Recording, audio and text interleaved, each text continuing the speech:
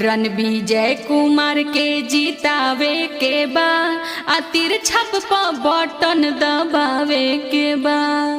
बड़हारा विधानसभा से जितावे के बा आ तिरछा प बटन दबावे के बा। मिली जुली चाचा चाची आवे के बा आ तिरछा प बटन दबावे के बा।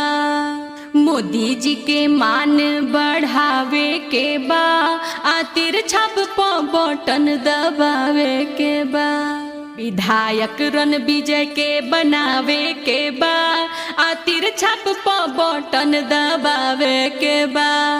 नीतीश जी के मान बढ़ावे के बा आ तिरछा प बटन दबावे के बा।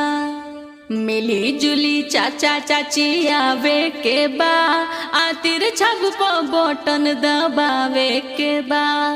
रणविजय भैया के जितावे के बा आई नहीं के विधायक बनावे के बा।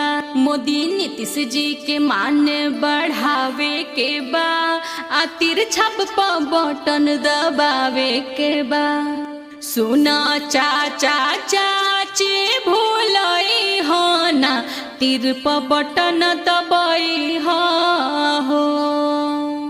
सुना चाचा चाची भूलई हो ना तीर प बटन दबाई हो।